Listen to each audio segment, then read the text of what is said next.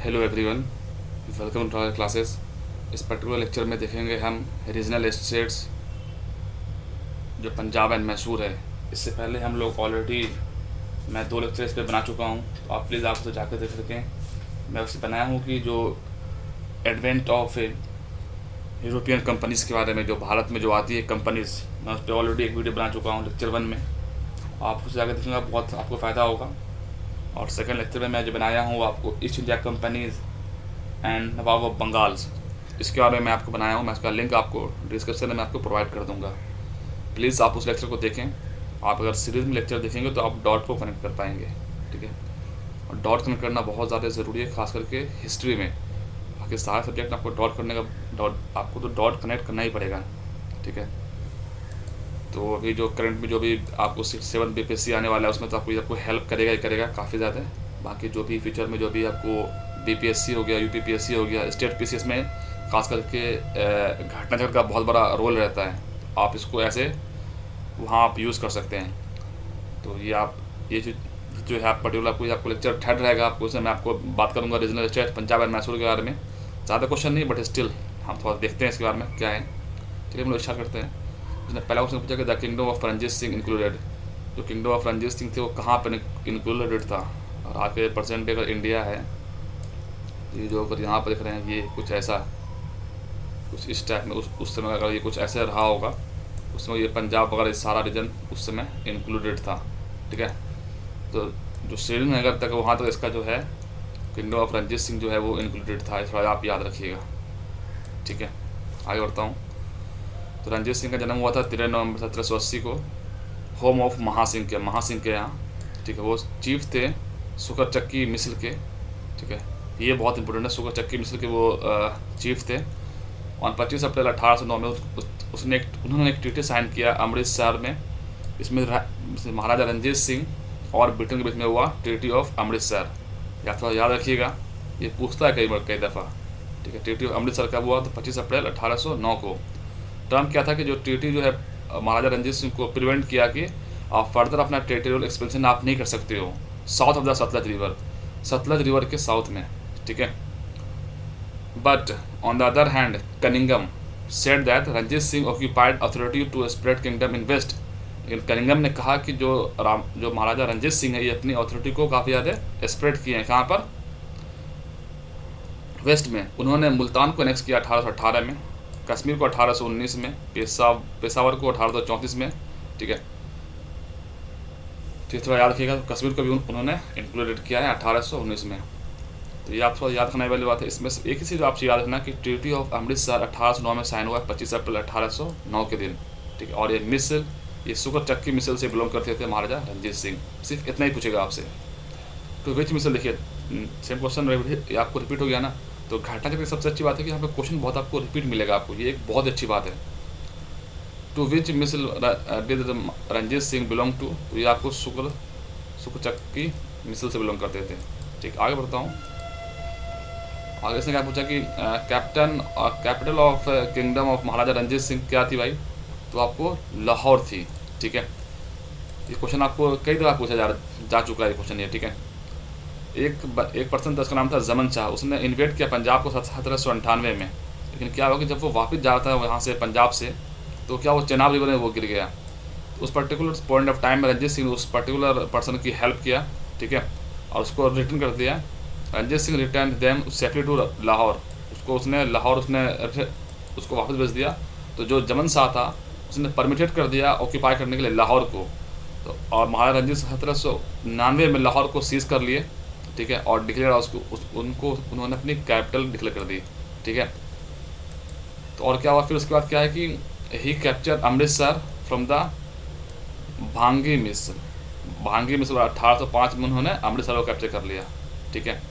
हालांकि नहीं पूछेगा इतना डिटेल में जाकर के, बट लेकिन हाँ याद रखिएगा कि महाराजा रंजीत सिंह कौन से मिसल से थे, तो आपको सुकर चक्किया, ठीक है। आप इसको याद रखिएगा। Ranjit Singh got famous Kohinoor diamond from the, Maharaja Ranjit Singh को फेमस कोहिनूर डायमंड था वो किससे मिला? तो आपको शाह शुजा से मिला, ठीक है। Punjab was a part of the Ahmad Shah Abdali territory. Ahmad Shah Abdali territory का पार्ट था कौन? पंजाब।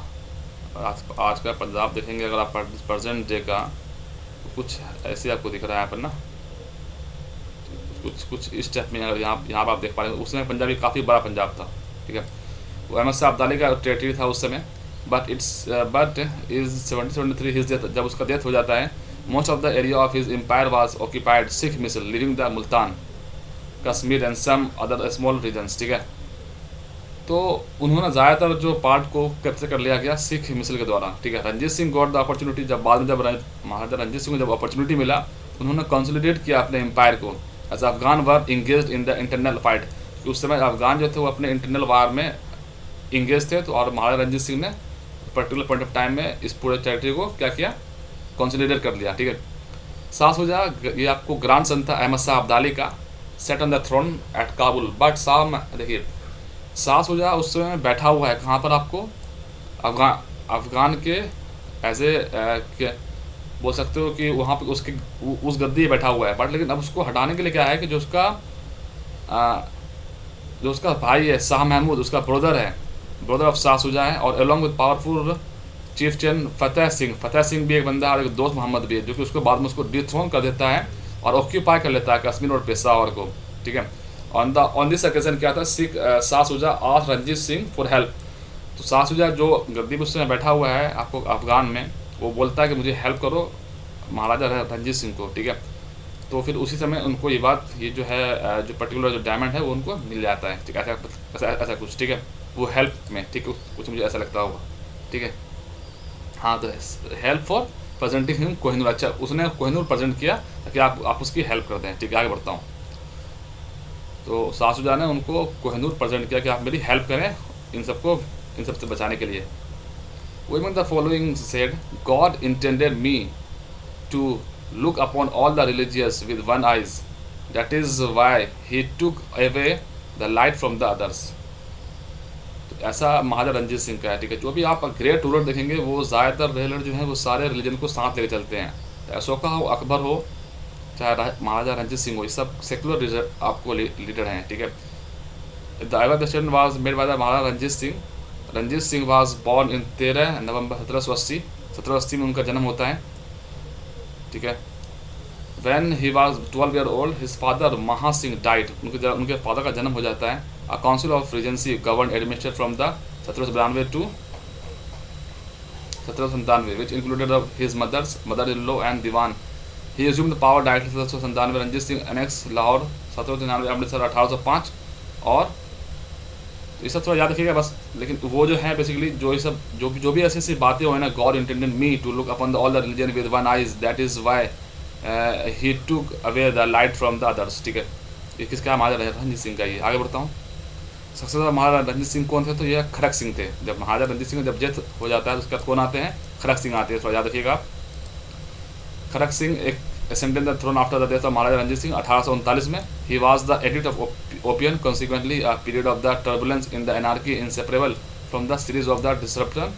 मतलब क्या था कि जो ऐसा मतलब कहा गया कि जो खड़क सिंह है वो क्या है, वो एज ए एडिक्टेड थे ओपियम के, ठीक है। और उसकी वजह से वहाँ पे बहुत ज़्यादा प्रॉब्लम हुआ, किसमें, पंजाब में, ठीक है। और उसके बाद कई सारे लोग वहाँ पर उस गद्दी पर आए, लेकिन किसी ने कोई एक बोल सकते हैं कि कोई एक स्ट्रॉन्ग रूलर नहीं आया जिसके से दिक्कत हुआ, ठीक है। वो was the last king of the Sikh empire, पूछा जा सकता है, याद रखना है आपको। ये आपको दुलीप सिंह है। Maharaja Duleep Singh was the last king of the Sikh empires. इनका टाइमिंग क्या, 1843 से 1849, 1850 का 49 के आसपास में पंजाब भी खत्म हो जाता है। Which one of the following statement is correct about Dalip Singh, ex Maharaja of Punjab. उनका जन्म हो जाता है पेरिस में 23 अक्टूबर 1899 में। उतना इंपॉर्टेंट नहीं है, फिर भी लिख दिया था हमने। Former king of Punjab Maharaja Duleep Singh died in Paris 1893 में, बस, ठीक है। आगे बढ़ता हूँ। Women the following was not a member of the board of 3 to administer the state of Punjab after its annexation. जब उसको एनेक्स कर लिया गया बोर्ड ऑफ, मतलब जब पंजाब को, तो बोर्ड ऑफ 3 में कौन से बंदा नहीं था, ठीक है। तो इसका आंसर इसने सर HM इलोट भी है और सर हेनरी लॉरेंस भी है। ए और बी का दोनों आंसर है। लॉर्ड डलहौजी क्या क्या था, उसने अपॉइंट किया 3 मेंबर को। उसमें क्या था कि मैनेज कर सके अफेयर ऑफ पंजाब को। जब उसने 29 मार्च 1849 को उसने एनेक्स कर लिया। उसमें हेनरी लॉरेंस थे, उसका जो प्रेसिडेंट था, John Lawrence and Charles Grenville Mansel included as members. But जो इसमें देखिए HM Elliot and Robert Montgomery was not concern with this council. ठीक है, इसका आंसर क्या था? A and B दोनों था इसका आंसर। आगे बढ़ता हूँ।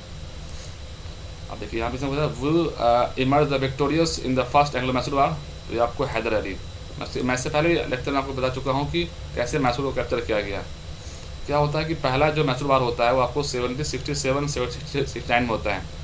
तो इस समय क्या है पर्टिकुलर पॉइंट ऑफ टाइम में कि रॉबर्ट क्लाइव यहाँ पर आता है और ये निज़ाम को बोलता है, निज़ाम और ऊपर मराठा है, इसके बगल में यहाँ पर पर्टिकुलर में निज़ाम है। तो ये सब काम में बताता है कि रॉबर्ट क्लाइव की बेटा तुमको ये जो है ना मैसूर, ये तुमको कभी भी तुमको खा लेगा। ठीक है, चूँकि ये बहुत पावरफुल है।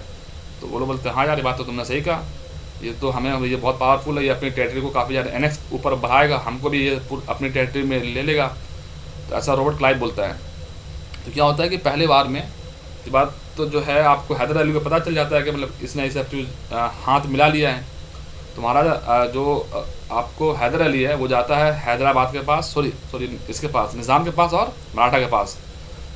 तो वो बोलता है कि जो तेरी मतलब जो बात हुई है ना इस आपको रॉबर्ट क्लाइव से जितने में उसका, तो आपको क्या फियर है? वो बोलता है कि तुम मुझे टेरिटरी को अपना लोगे। वो बोलता भाई ऐसा कुछ भी नहीं है, मैं टेरिटरी को नहीं आपको मैं क्यों कैप्चर करूँगा। ठीक है, तो वो उसको कन्विंस कर लेता है, ऐसे सॉफ्ट डिप्लोमेसी मतलब खेलता है बेसिकली। कौन? आपको हैदर अली। ठीक है, और वो इसको वो मना लेता है, किसको? आपको निज़ाम को और मराठा को। ठीक है, जब निज़ाम और मराठा को जब वो मना लेता है, यहाँ पे आपको मराठा है, यहाँ पे ये पर्टिकुलर निज़ाम है और यहाँ पे क्या है ये आपको मैसूर है। जब ये मना लेता है तो उसके बाद क्या होता है, तो उस समय जो क्लाइव होता है वो तो बहुत ही ज़्यादा वो मस्ती में रहता है। वो आपको यहाँ पर जाकर के वहाँ पर मतलब कहाँ पर मैड्रास में वो आराम से चिल मार रहा होता है। ठीक है, उसे क्या पता है कि जो इसकी पॉलिसी उसको जस्ट इसको अपोज कर दिया है किसने, उसको उसी को उल्टा कर दिया हैदर अली ने। तो इससे हैदर अली ने फ्रेंडशिप कर लिया मराठा और निज़ाम से। फिर ये हैदर अली जाता है मद्रास में, मद्रास जाकर के बोलता है, मतलब जैसे ये मद्रास जाता है फिर यहाँ पर आपको रॉबर्ट क्लाइव रहता है। तो ये गेट धड़ाता है, बोला बाबू भैया गेट खोलो ना, बाबू भैया गेट खोलो ना। मतलब इन द सेंस कि वो ये कहना चाह रहा है कि भाई अब मैं आ चुका हूँ। ठीक है, जैसे वो गेट खोलता है रॉबर्ट क्लाइव बहुत ज़्यादा मतलब चौंक जाता है कि ये क्या हो रहा है, कि हमने तो उसके साथ अपना ट्रीटी कर लिया था मराठा और निज़ाम के साथ, लेकिन ये तो हमारा उल्टा पड़ गया। तो इसी कारण क्या होता है कि फर्स्ट जो वार में होता है, फर्स्ट ब्रिटेन वार जो एंग्लो मैसूर वार में, उसमें ब्रिटेन की हार हो जाती है और हैदर अली एक सॉफ्ट डिप्लोमेसी की वजह से वो जीत जाता है। ठीक है, तो क्या होता है फर्स्ट एंग्लो मैसूर वार जो कि 1767 से सीडेंट तक फाउट किया जाता है बिटवीन हैदर अली और मराठा के बीच में। He fought bravely and captured the Mangaluru 1767 and reached the Madras 1769 में वो मद्रास पहुंच जाता है और उसने साइन करता है। और वो इंग्लिश जो हेल्पलेस होते हैं, तो वो मैंने आपको कल बताया था उस पर्टिकुलर में वो ट्रीटी ऑफ मद्रास साइन करता है। मैं आपको एक फिनोमेना बताया था कि जो भी ब्रिटिश जब भी कैप्चर करेगा किसी पर्टिकुलर रीजन को, सबसे पहले उसको मैसूर को कैप्चर करना है। तो मैसूर को वो वन टाइम कैप्चर नहीं करेगा, पहली मरतबा आएगा वो, अगर वो ज़्यादा मार खा लिया तो बोलेगा माँ बाप हमसे गलती हो गया, हमको माफ़ कर दो, अब हम ट्रीटी तुमसे करना चाहते हैं। तो बोलेगा ठीक है भाई कोई बात नहीं, हम ट्रीटी कर देते हैं। सेकंड टाइम में आएगा, तो अब सेकंड टाइम ये कब आएगा, ये 5-7 साल बाद आएगा, 8 साल बाद आएगा। फिर ये थोड़ा और ज़्यादा ताकत से आएगा, तो ये राजा लगेगा ये क्या, ये सब क्या, ये तो मुझसे पहले माफ़ी मांग के किया है, दोबारा ये क्यों हमला करेगा। फिर सेकंड टाइम फिर से हमला करता है इसके ऊपर। इस दफ़ा क्या होता है, इस दफ़ा इसको ज़्यादा चोट पहुँचाता है किसको, मैसूर को। मतलब ऐसा आपको सारी टेरिटरी आपको ऐसे ही मिलेगा। फिर थर्ड दफ़ा तो ये फिर ये ट्रीटी आपको करेगा, थर्ड टाइम ये फिर से आएगा। थर्ड टाइम में क्या करता है कि ये इनको बहुत ज़्यादा इनको डिफीट मतलब इसको ख़त्म करने की कोशिश कर, बिल्कुल इसको समझ लीजिए कि इसको आपको बोल सकते हैं एक तरह से बहुत ज़्यादा डैमेज कर देता है। ये सारी टेरिटरी में यही हो रहा है। थर्ड में ट्रीटी करता है, लेकिन जो थर्ड ट्रीटी में आप देखेंगे तो वो हमेशा आपको ब्रिटेन आपको ज़्यादा आपको भारी लगेगा। फोर्थ में तो ये भाई इसको तो मतलब उस पर्टिकुलर टेरिटरी ये मतलब खा जाते हैं। ठीक है, फोर्थ में इसके पास कोई ऑप्शन नहीं देते, ये चीज़ याद रखिएगा। तो ये इनकी ऐसी है कि एक बार में ये किसी से युद्ध नहीं कर लड़ते हैं, ये ट्रीटी पर ट्रीटी साइन करते हैं, फिर उसके बाद उस पर्टिकुलर जो वो है टेरिटरी उसको एनेक्स कर लेते हैं। मैं कल वाले लेक्चर में आपको ये चीज़ बताया था। British general who defeated and beat Hyder Ali in war of the Porto Novo. Porto Novo किसने बनाया था, सर आयर कुट्टे ने, कुटी। ठीक है, prior to this war Hyder Ali made a front against the British, उसने ब्रिटिश में अपना फ्रंट ले लिया था with the Maratha and Nizam. In July 1780 में क्या होता है, Hyder Ali seized Karnataka and led the siege of the Arcot by defeating British army under the colonel Bailey, उसने उसको हराया। ठीक है, Hyder Ali seized Karnataka and led the siege of the Arcot by the defeating the army, colonel Bailey को उसने हरा दिया। British segregated Nizam and Maratha from Hyder Ali, मतलब कुछ समय के बाद हैदर अली ने क्या कर दिया, सॉरी ब्रिटेन ने निज़ाम और हैदराबाद को फिर से निज़ाम और मराठा को हैदर अली से अलग कर दिया। ठीक है, Hyder Ali face this complex situation firmly. Hyder Ali fought with the general Eyre Coote 1781 में during the second Anglo Mysore वार।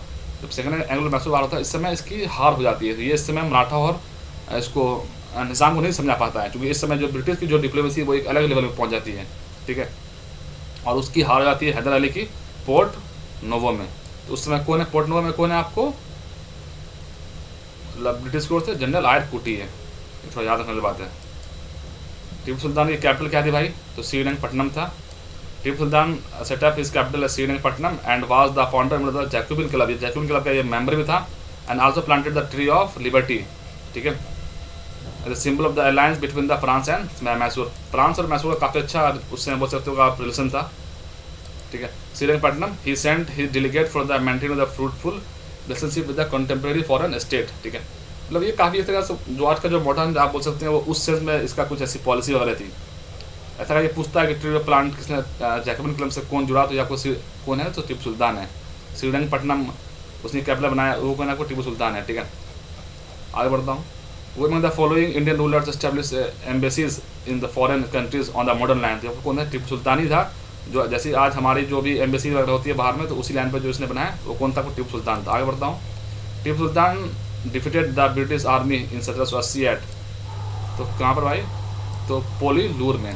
ठीक है, सीज ऑफ आर्कोट, जब सीज कर लिया गया वाज जन 1780 by Hyder Ali after that a British army led by the Hector मुक्तो was defeated at Pollilur, Pollilur में उसको हरा दिया गया। Hyder Ali was defeated at Porto Novo, Hyder Ali के बाद में पोर्ट नोवो में हरा दिया गया, किसके द्वारा, हेक्टर मुंडे के द्वारा। ठीक है, ये चीज़ याद रखने वाला बात है थोड़ा सा। Englishman made the treaty of Srirangapatnam with, यह धन्यवाद बात है टीपू सुल्तान, क्योंकि उस समय तक हैदर अली का डेथ हो जाता है। ठीक है, तो थर्ड एंग्लो मैसूर वार 1790-1792 तक हुआ, उसमें ट्रीटी ऑफ श्रीरंगपट्टनम के साथ वो ट्रीटी एंड होती है, और it was seize by Tipu Sultan and Cornwallis, उस समय कॉर्नवालिस है 86 से लेकर के 93 तक। According to treaty half of the territory of the Tipu Sultan was snatched away from the his and divided among the Marathas, British and Nizams. Tipu had paid 3.3 lakh war of indemnity to son, मतलब क्या बताया, थर्ड आपको वार में, तो इसको हाफ जो भी था ना ये मैसूर, इसको ये पूरा ले लिया गया ब्रिटेन के द्वारा। अब ये बहुत वीक पड़ चुका है कौन, Mysore. When Tipu Sultan die at the war 1799 में, इस समय वेलेस्ली का समय है, और इसका डेथ इस समय हो जाती है फोर्थ एंग्लो मैसूर वार के समय में। ठीक है, fourth and final war fought between the British and the Mysore 1799 में, which was ended the glorious history of the Mysore. Srirangapatnam capture और टीपू वाज किल्ड, उसे मार दिया जाता है। Wellesley and Stuart had led British army during the war, Wellesley raised the little of the marquis, मतलब याद रखना कि वेलेस्ली इसको मार उड़ के यहाँ पे इसको खत्म कर देता है, और यहाँ पे इसको ट्रीटी को ये वाली जो इसको ऑक्यूपाई कर लेता है। आगे बढ़ता हूँ। फर्स्ट कौन सा इसमें करेक्ट है, फर्स्ट एंग्लो मैसूर वार में हैदर अली वाज डिफीटेड, नहीं, यहाँ पे ब्रिटेन का डिफीट हुआ था। Second Anglo Mysore war Hyder Ali defeated the Britain, नहीं, यहाँ पर क्या हुआ था, ब्रिटेन ने डिफीट किया हैदर अली को। थर्ड में क्या हुआ, टीपू सुल्तान वॉन द बैटल, नहीं भाई, टीपू सुल्तान ने यहाँ पर नहीं जीता, यहाँ पर आपको ब्रिटेन जीत गया है, हाफ द टेरिटरी। फोर्थ में क्या हुआ, Tipu Sultan was defeated and was killed in the this battle, बात बिल्कुल सही है। चौथा में उसको वेलेस्ली उसको हरा देता है। ठीक है, आप थोड़ा पढ़िए थोड़ा सा इसको, यहाँ पर वही चीज़ लिखी हुई है सारी बातें। ठीक है, आगे बढ़ता हूँ। Begum Samru constructed the most eminent church at, तो कहाँ पर, सरदाना। तो Begum Samru constructed most prominent church at the Sardhana near the Meerut. European world Joseph Rene Hart Gibraltar was the husband of the Begum Samru और offered military service to the many states। ठीक है, उतना important नहीं याद रखा था। इसमें से कौन सा, इसमें से करेक्ट नहीं है। Ali Mardan Khan introduce the system of the revenue farming in India in Bengal, बात गलत है। Maharaja Ranjit Singh set up the modern foundries with the manufacture the cannons at Lahore, बात बिल्कुल सही है। Sawai Jai Singh Amber had Euclid's elements of the geometry translate into Sanskrit, बात बिल्कुल सही है। Sultan of the Tipu Mysore give the money for the construction of the idol of the goddess Sharada in the Sringeri temple, बात बहुत ज़्यादा पूछता है कि जो टीपू सुल्तान ने उसने गॉडनेस और जो शारदा था उसको कंस्ट्रक्ट करने के लिए श्रृंगेरी टेम्पल को उसने आपको बोल सकते हैं एक तरह से मनी दिया, ठीक है। ये थोड़ा याद रखने बात है। Maharaja Ranjit Singh set up the ordnance at the Lahore, Amritsar manufacture cannons, Sawai Jai Singh got the translated Euclid's element of the geometry in Sanskrit. चूँकि महाराजा रणजीत सिंह बहुत ज़्यादा काफ़ी आप बोल सकते हैं कि एक तरह से साइंस वगैरह में उनको बहुत ज़्यादा इंटरेस्ट था। जो भी ये सारे लीडर को साइंस वगैरह में बहुत ज़्यादा इंटरेस्ट है, ठीक है। महाराजा रणजीत सिंह के बारे में मुझे उतना पता नहीं है, लेकिन हाँ आपको सवाई जय सिंह और ये टीपू सुल्तान इन सबको बहुत ज़्यादा इन सबको इंटरेस्टेड था, ठीक है। Tipu Sultan provided money for the construction of the idol of goddess Sharada at Sringeri temple, ठीक है। Credit for introduction of the revenue for Bengal was go to Murshid Quli Khan. मैं इसके बारे में आपको डिस्कस किया था प्रीवियस लेक्चर में, आप जाकर देखना थोड़ा। In the third battle of Panipat Ahmad Shah Abdali defeated Ibrahim Lodi. अरे भाई ये तो इब्राहिम लोदी तो आपको फर्स्ट बैटल ऑफ पानीपत में पहले खत्म हो गया। Tipu Sultan was killed in the third Anglo Mysore war, नहीं थर्ड नहीं है, कौन सा है, फोर्थ है। तो आप ऐसे यहाँ पे करके आप थोड़ा देखना, ठीक है। Mir Jafar entered in the conspiracy with the English for the defeated the Nawab Sirajuddaulah in the battle of Plassey. बात बिल्कुल सही है, तो मैं तो काफ़ी अच्छे से मैं एक्सप्लेन किया था आपको वहाँ पर जाकर के, आप उस वीडियो जाकर देखना आप थोड़ा सा करके। थर्ड बैटल ऑफ पानीपत 1764 में होता है अहमद शाह अब्दाली और मराठा के बीच में। टीपू सुल्तान किल होता है चौथे मैसूर वार में, ठीक है। Mir Jafar conspire against the Sirajuddaulah supporting British, ठीक है। तो आई थिंक दोस्तों ये था कुछ क्वेश्चन, आपको 20 क्वेश्चन इसमें था, ठीक है। ये लेक्चर थर्ड था, और बाकी जो लेक्चर 2 लेक्चर आप प्लीज़ आप जाकर देखना, उसे काफ़ी आपको हेल्पफुल मिलेगा, ठीक है। आपको खास करके PCS वगैरह एग्जाम में बहुत आपको हेल्पफुल रहेगा ये लेक्चर आपको।